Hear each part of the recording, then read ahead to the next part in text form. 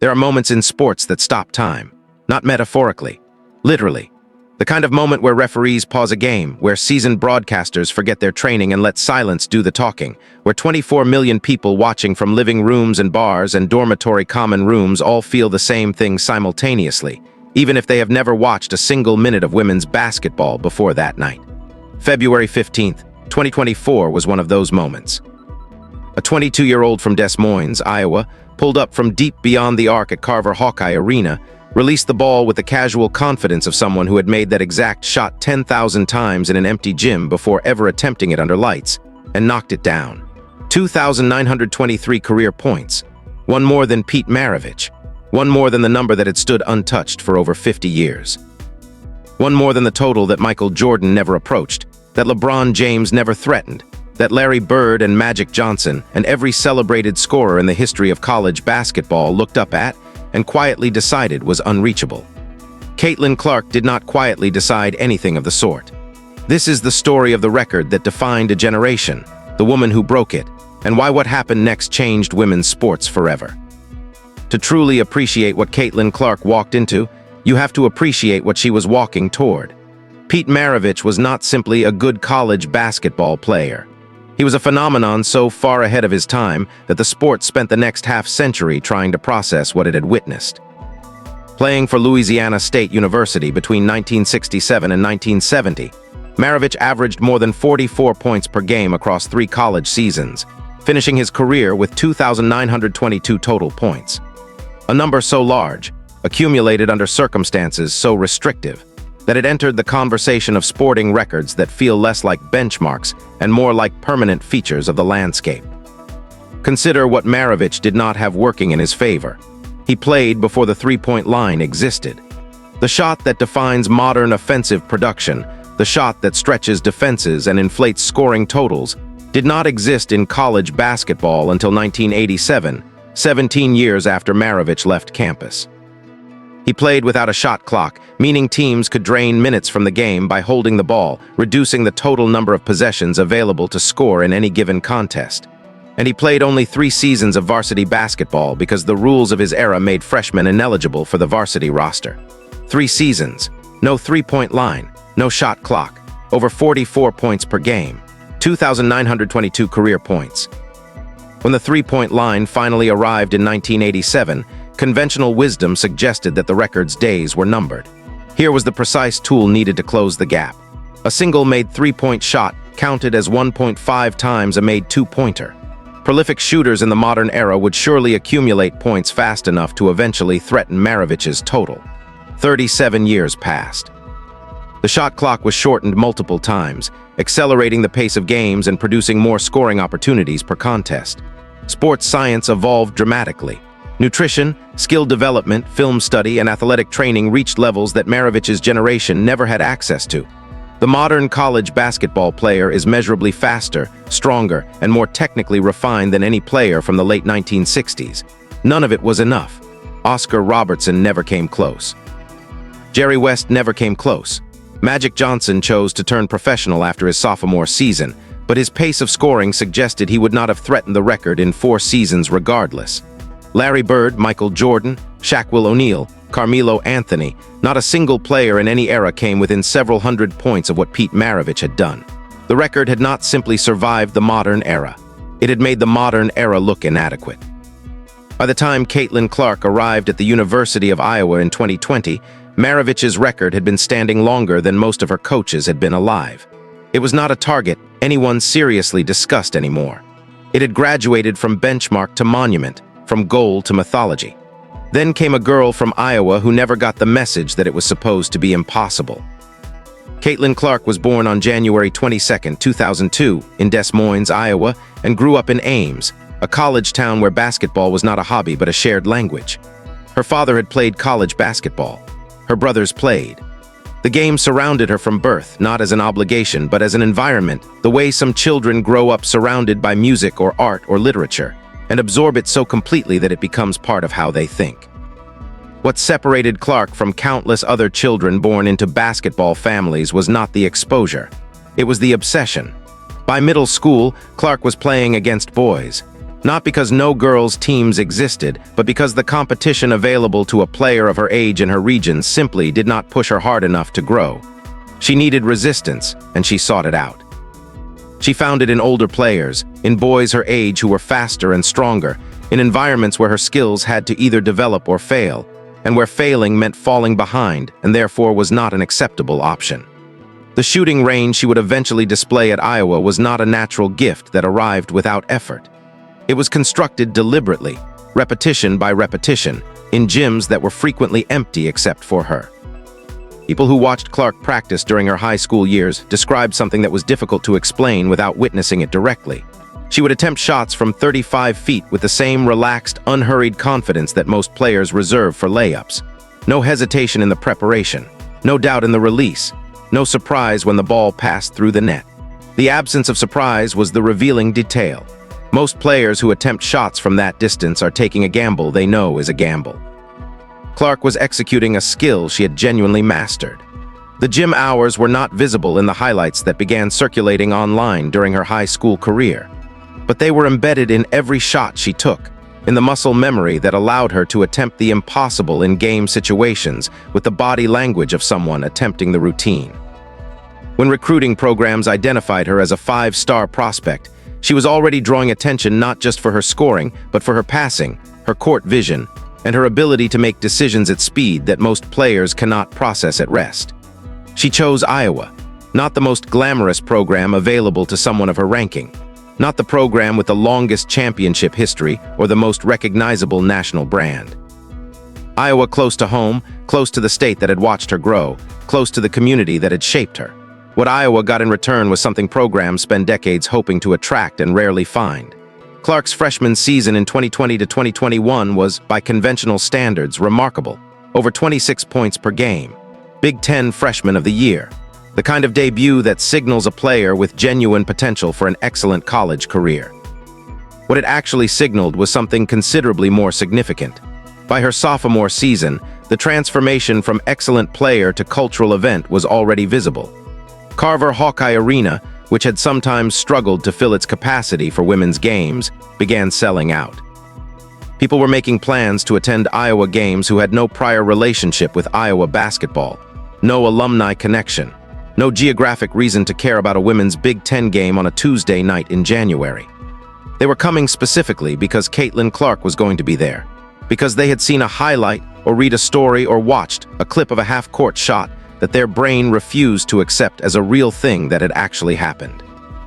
What made Clark genuinely unusual, and what separated her from scorers who simply accumulate impressive statistics in favorable circumstances, was the combination of abilities she brought to the floor simultaneously. Great scorers are relatively common in college basketball. Players who score 28 or 30 points per game exist in most major conferences in any given year. What is not common at any level is a player who scores at that rate while also averaging 8 or 9 assists per game, while running the primary offense, while drawing the most aggressive defensive attention from every opponent she faces every night. Clark did all of it simultaneously. In the 2023 to 2024 season, she averaged over 31 points per game alongside nearly 9 assists per game. Those numbers, considered together, describe a player who is both the primary scorer and the primary creator for her team at the same time. That combination does not have a historical precedent in women's college basketball, and it has few precedents anywhere in the sport. Iowa reached the national championship game that season not because Clark was carrying 5 teammates who would otherwise be lost, but because Clark had elevated those teammates into players capable of competing at the highest level. That is the difference between a scorer and a winner. Clark was both. The build-up to February 15th, 2024 had been weeks in the making. Sports media that had historically devoted minimal attention to women's college basketball was tracking Clark's progress toward Maravich's record with the urgency normally reserved for professional playoff races. ESPN segments ran multiple times per week. Major newspapers positioned the approaching record on their front sports pages. Hotels in Iowa City were fully booked by fans with no connection to the university who simply wanted to be present in the vicinity of history when it happened. Clark entered the game against Michigan, needing only a handful of points to pass a record that had stood since before her parents were born.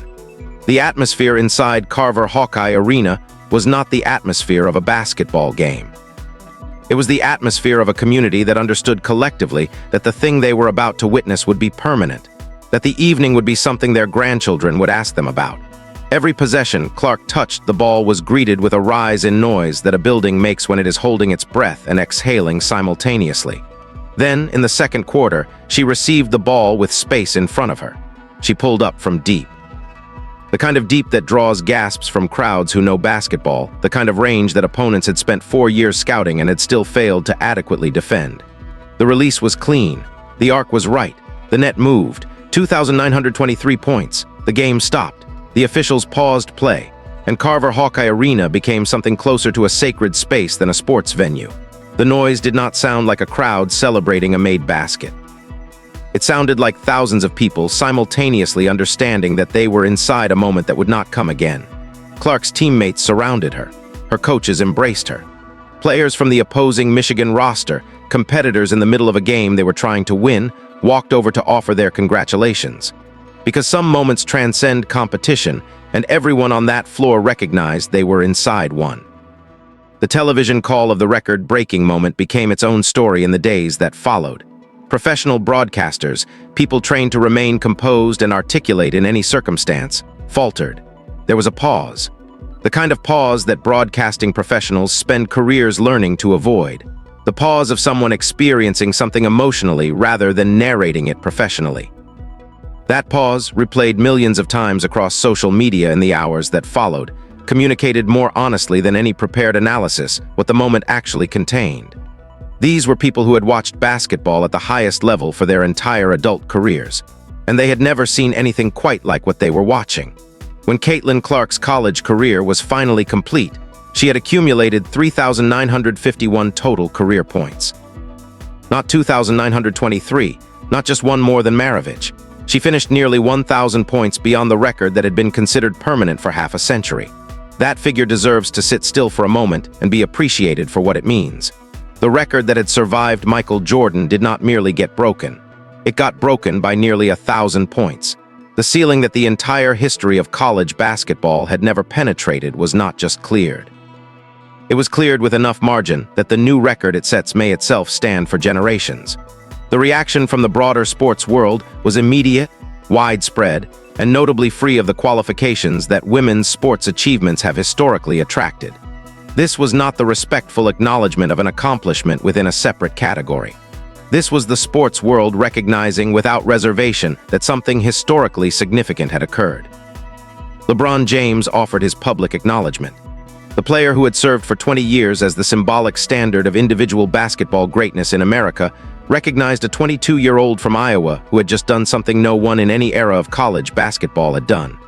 That the two names appeared in the same sentence, in serious sports analysis, without irony or caveat, was itself a measure of how completely Clark had shifted the conversation about women's basketball.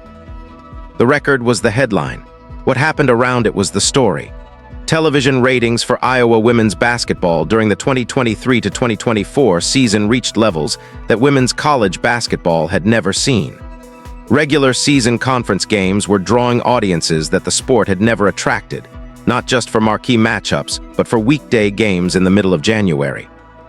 The NCAA tournament that year produced viewership figures that were historic not merely for women's basketball, but for college basketball collectively.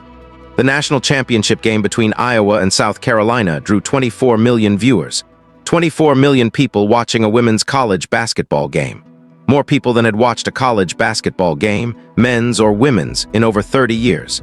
That number does not exist without Caitlyn Clark. The audience did not materialize because of marketing campaigns or broadcast scheduling or favorable time slots. It materialized because a player had emerged who made people who had never cared about women's basketball feel that they were missing something if they looked away. When Clark was selected first overall in the 2024 WNBA draft by the Indiana Fever, the professional league she entered was measurably different within months of her arrival. Ticket sales surged. Television ratings for games featuring Clark rivaled and occasionally exceeded NBA regular season games on the same networks. Arenas that had operated at partial capacity for years were selling out. The WNBA that existed after Caitlyn Clark arrived was a different commercial entity than the one that had existed before. For the young girls watching all of this, and there were millions of them, many encountering women's basketball for the very first time, the meaning was immediate and deeply personal. The ceiling of what was possible in women's sports had not been nudged upward or incrementally raised. It had been removed. The argument that women's sports does not produce performances worthy of mainstream attention, an argument that had been weakening for years, collapsed under the weight of 24 million viewers and a 3,951-point career total. Somewhere right now, in a gym that is empty except for the sound of a ball bouncing on hardwood, a young girl is shooting. Maybe she is 11 years old. Maybe she is 14. She's probably not thinking explicitly about Caitlyn Clark or Pete Maravich or records that stood for 50 years before being shattered on a February night in Iowa City. She's probably just shooting, the way serious players always are, alone with the ball and the basket, and the repetition that eventually becomes mastery. But the ceiling she is shooting toward is different than the ceiling that existed before 2024, because someone moved it. Because a girl from Des Moines who played against boys in middle school, who chose a program nobody expected to contend, who spent thousands of hours in empty gyms building a skill set the sport had never seen, walked onto a national stage, and answered a question that the entire history of college basketball had left open. What Caitlyn Clark accomplished was not simply the accumulation of 3,951 career points. It was the proof of concept that what the sport had labeled impossible was merely unattempted. That 24 million people would watch if you gave them something genuinely worth watching. That a ceiling built in 1970 could be reached by someone born in 2002 if that person was willing to put in the work that reaching it required. One shot, 50 years, gone. The record was the monument. The movement is the legacy. And the movement, carried forward by every young girl who watched a 22-year-old from Iowa pull up from the logo and knock it down, is nowhere near finished. He record stood for 50 years. Caitlyn Clark broke it with nearly 1,000 points to spare. Drop if you watched the night history happened live. Drop if you're just now learning about this record. Subscribe for more simply explained content. This story is nowhere near finished.